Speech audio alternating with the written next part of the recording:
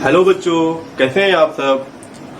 इससे पहले हम लोगों ने डिस्कस किया था flow of charge inside a conductor और हम लोगों ने दो कंडीशन देखा था।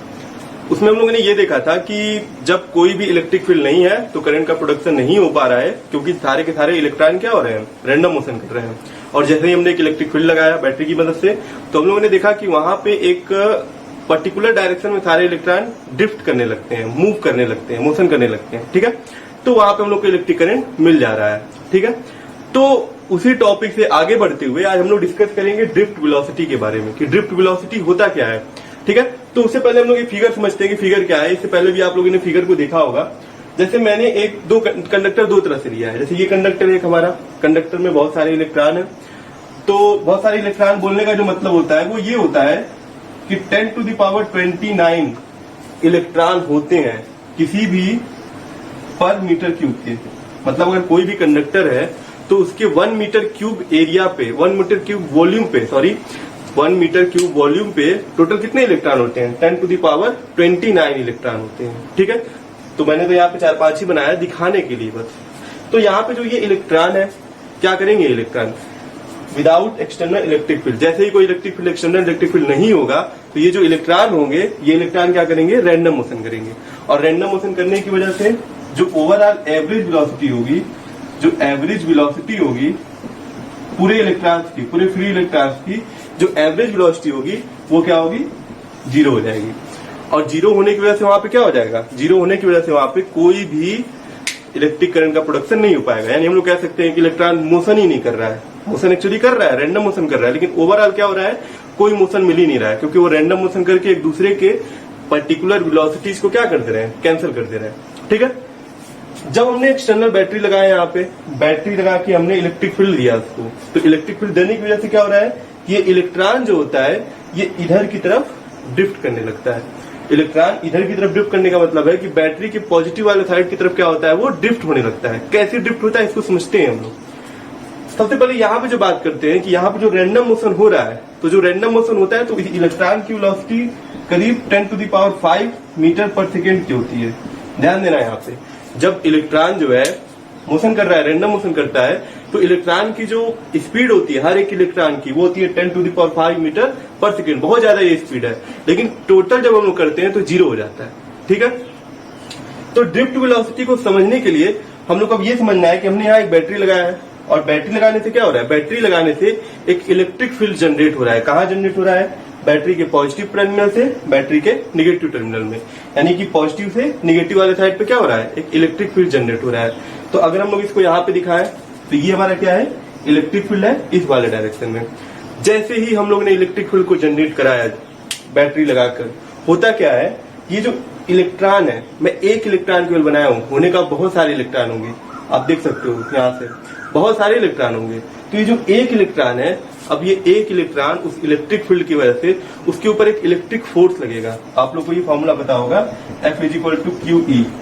इस फॉर्मूले के हिसाब से हम लोग क्या कह सकते हैं कि इस इलेक्ट्रिक फील्ड की वजह से ये Q चार्ज यानी जो इलेक्ट्रॉन है इसके ऊपर क्या लगेगा, एक फोर्स लगेगा। और वो फोर्स क्या करेगा, इस इलेक्ट्रॉन को खींच के लाने की कोशिश करेगा पॉजिटिव वाले प्लेट की तरफ, खींच के लाने की कोशिश करेगा पॉजिटिव वाले प्लेट की तरफ। क्योंकि इलेक्ट्रॉन क्या है, निगेटिव है, और ये क्या है, पॉजिटिव है, तो उसकी तरफ ये खींच के लाने की कोशिश करेगा।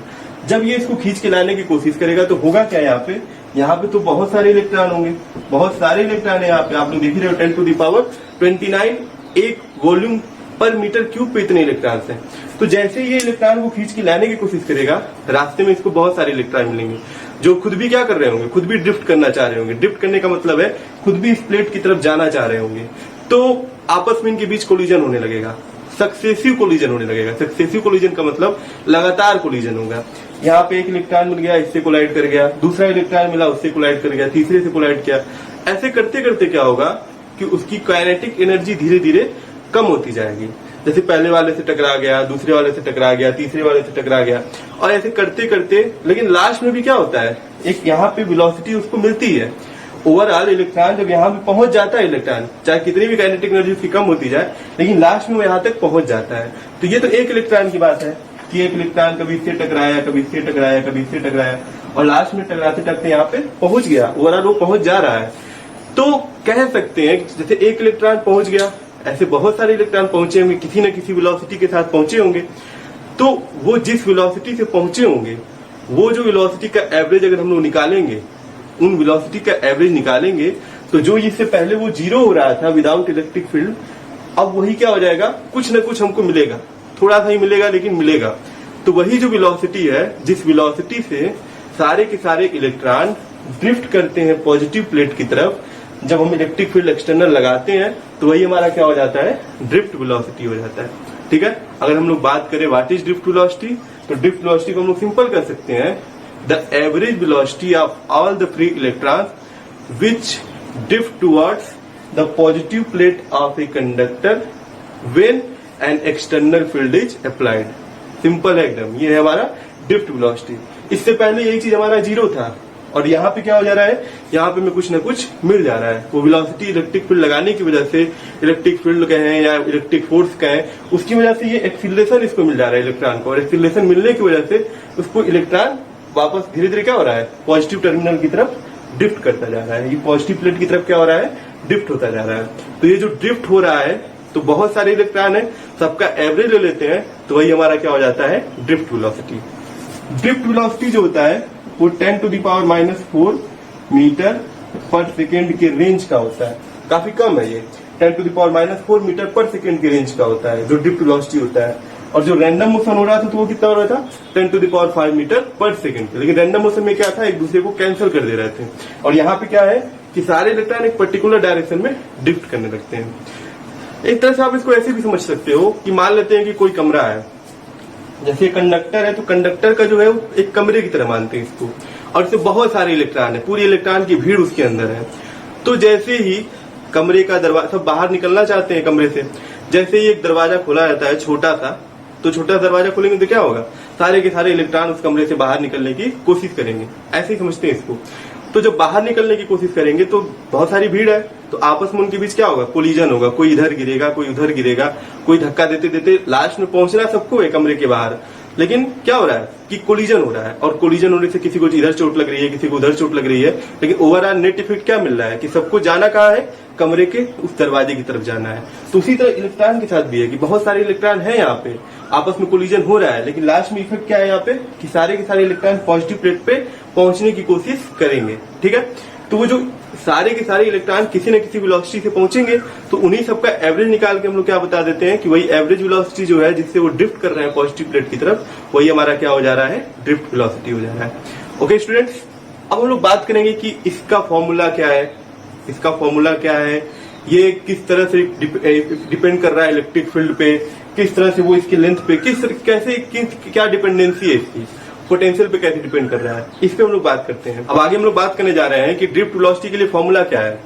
तो सबसे पहले हम लोग ये कंडीशन को उठाते हैं विदाउट इलेक्ट्रिक फील्ड वाले में। तो जब इलेक्ट्रिक फील्ड नहीं होता है तो मान लेते हैं कि हर एक जो इलेक्ट्रॉन है, लेट द वेलोसिटीज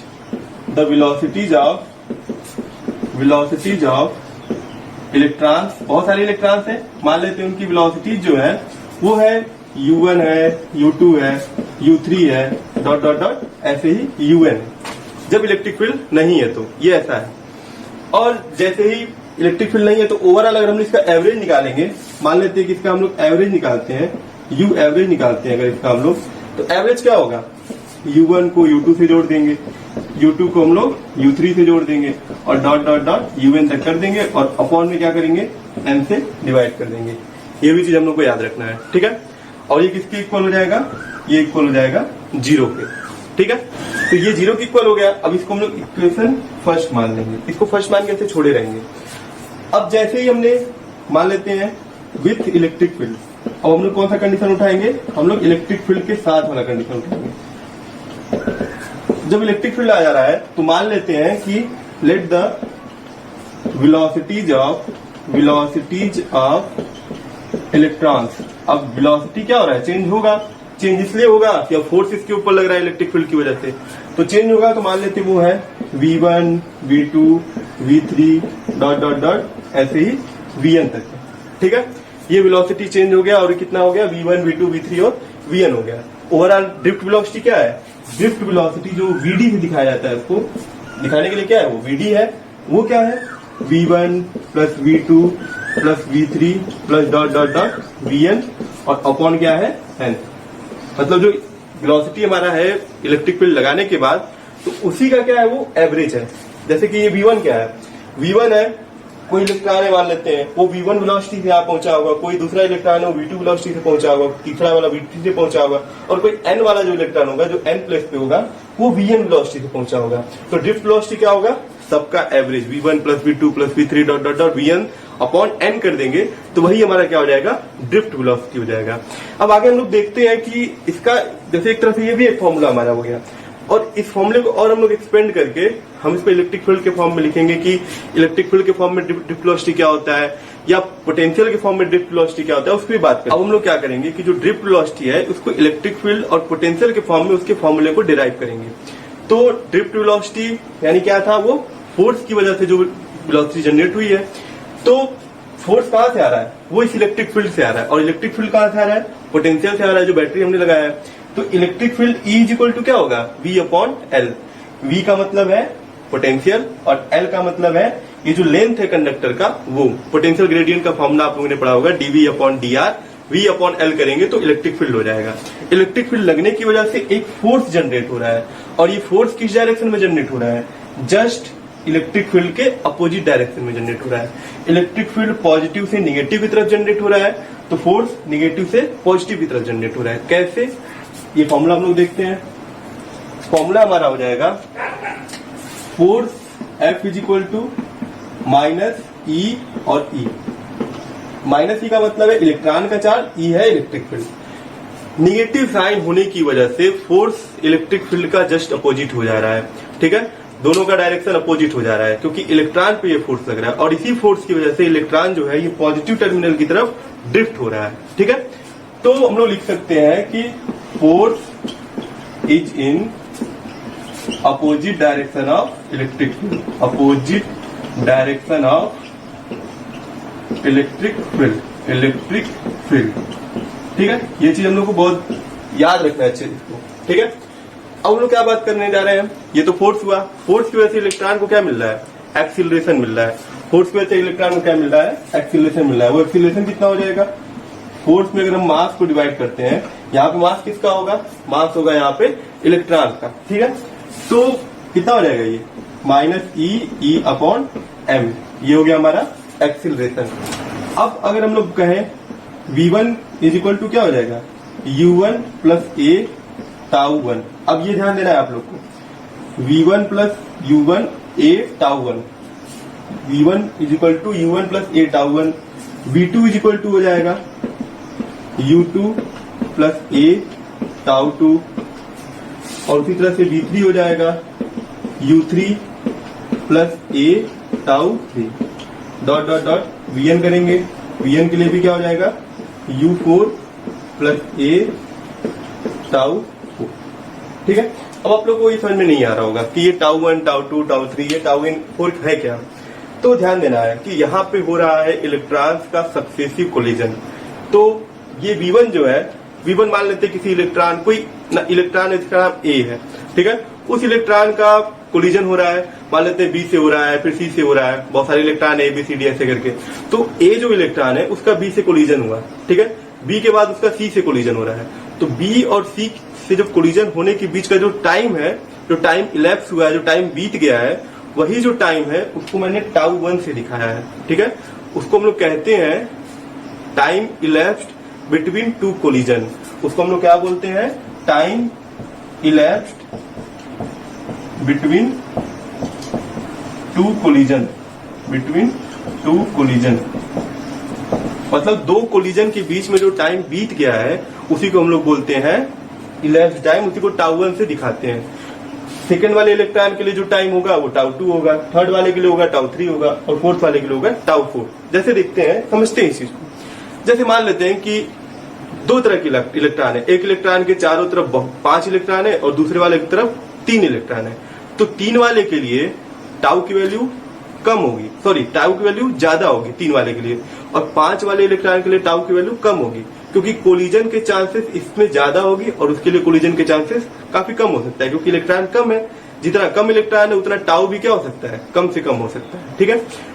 तो दो कोलिजन के बीच का जो टाइम होता है उसी को हम लोग टाउ 1, टाउ 2, टाउ 3 से दिखाते हैं, ठीक है। और इन टाइम्स का जब हम लोग एवरेज निकालते हैं तो वो हमारा हो जाता है रिलैक्सेशन टाइम। इसको भी आगे मैं डिस्कस कर रहा हूँ। तो हमारा v1 क्या हो जाएगा, इक्वेशन ऑफ मोशन से u1 plus a tau 1, u2 plus a tau 2, u3 plus a tau 3 और u4 plus a tau 4। Acceleration her electron का सेम होगा क्योंकि फोर्स सब पे क्या है, सेम लग रहा है, सब पे इलेक्ट्रिक फील्ड सेम लग रहा है इस वजह से, ठीक है। तो हम लोग लिख सकते हैं आगे, हम लोग इसको ऐसे लिख सकते हैं, इसको आप लोग ध्यान दीजिएगा। आगे हम लोग लिखने जा रहे हैं जो ये हमारा ड्रिफ्ट वेलोसिटी का ये वाला फॉर्मूला है। अब इसको हम लोग रखने जा रहे हैं v1, v2 और v3 की वैल्यू को। तो vd इज इक्वल टू क्या हो जाएगा, vd इज इक्वल टू हो जाएगा u1 प्लस ए टाउ 1, फिर u2 प्लस ए टाउ 2, उसी तरह से u3 plus a tau 3 dot dot dot un plus a tau, ये हो जाएगा, ठीक है। आगे हम लोग क्या करेंगे, अपॉन में सबके क्या है यहाँ पे n है, u1, u2, u3 और un, इसको एक तरफ करेंगे और बाकी टर्म्स को एक साथ कर लेंगे। ये हो जाएगा vd is equal to u1 plus u2 plus u3। सब पे मैंने वेक्टर लगाया हुआ है क्योंकि इसका वेक्टर सम ही किसके इक्वल हो रहा है, 0 हो रहा है, कोई ऊपर है कोई नीचे, इसी वजह से सब क्या हो जा रहा है, 0 के इक्वल हो जा रहा है। इक्वल टू क्या हो जाएगा, इक्वल टू हो जाएगा ए टाउ 1, ए टाउ 2, फिर dot dot dot A tau n, ठीक है। अपॉन में क्या हो जाएगा, इसके भी n हो जाएगा। ये जो पूरा टर्म है यहां से हम लोग इसको क्या लिख सकते हैं, 0, यानी vd इज इक्वल टू क्या हो जाएगा 0 प्लस, इसमें सब में से a कॉमन ले लेंगे, a इज इक्वल टू हो जाएगा tau 1 plus tau 2 plus dot dot dot plus tau n upon, ठीक है। ये पूरा टर्म 0 हो गया, इस पूरे टर्म में से a कॉमन ले ले रहे हैं तो ये tau 1 tau 2 tau n upon n ये हमको मिल जा रहा है। ये जो पूरा टर्म है, ये वाला पूरा टर्म, इस पूरे टर्म को हम लोग लिख सकते हैं a टाउ, इस पूरे टर्म को हमने क्या लिख दिया, a टाउ, ठीक है। जैसे मैं फिर से इसको मिटा के लिखता हूं यहाँ पे, जैसे कि मैंने ये पूरा जो टर्म था टाउ इज इक्वल टू मैंने लिख दिया है tau 1, tau 2, tau 3 dot dot dot tau n upon n। मतलब कि जो टाइम इलेप्स हो रहा था सबका, सभी इलेक्ट्रॉन का, तो उसको मैंने क्या किया है, सबका सम कर दिया है, सबका एवरेज निकाल दिया है। तो ये tau 1, tau 2, tau 3, tau n upon n is equal to क्या हो गया, टाउ हो गया। और इस टाउ को क्या बोलते हैं, इसको हम लोग बोलते हैं रिलैक्सेशन टाइम। कह सकते हैं the time elapsed by every electron, मतलब the average of time elapsed by every electron during collision, ठीक है। ड्यूरिंग कोलिजन में जो टाइम इलेप्स हो रहा है वही हमारा क्या हो जा रहा है, टाउ 1, टाउ 2, टाउ 3 और टाउ n, ये इसके इक्वल हो जा रहा है, ठीक है। टाउ को हम लोग क्या बोल रहे हैं, रिलैक्सेशन टाइम, कि कितने टाइम तक वो रिलैक्स हो पा रहा है।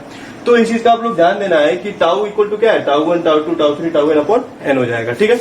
और हमारा vd इज इक्वल टू क्या हो गया, vd इज इक्वल टू हो गया a और टाउ, एक्सीलरेशन और रिलैक्सेशन टाइम का प्रोडक्ट हो गया।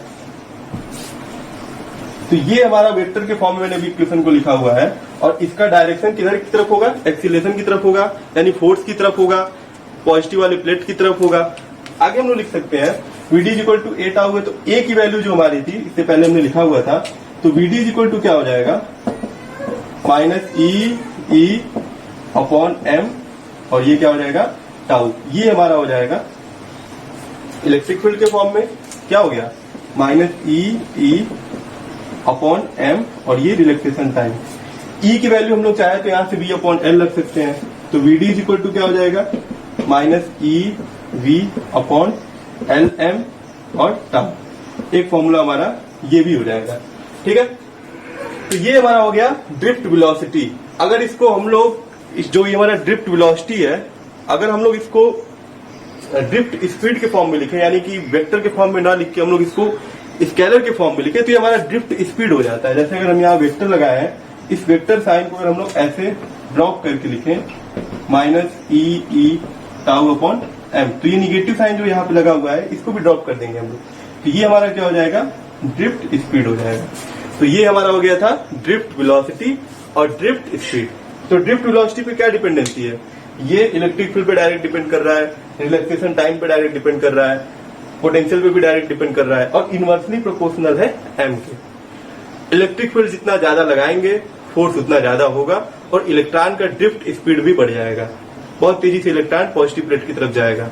रिलैक्सेशन टाइम जितना ज्यादा होगा, रिलैक्सेशन टाइम जितना ज्यादा होने का मतलब है कि कोलिजन कम हो रहा है, कोलिजन में टाइम लग रहा है ज्यादा, ठीक है। तो कोलिजन भी कम हो रहा है, इस वजह से वेलोसिटी भी क्या होगी, ज्यादा होगी, ये भी समझना है। मास अगर किसी भी चार्ज पार्टिकल का मास ज्यादा होगा, यहाँ पे तो इलेक्ट्रॉन है, वैसे भी उसका मास कम होगा, तो मास पे भी डिपेंड कर रहा है ये।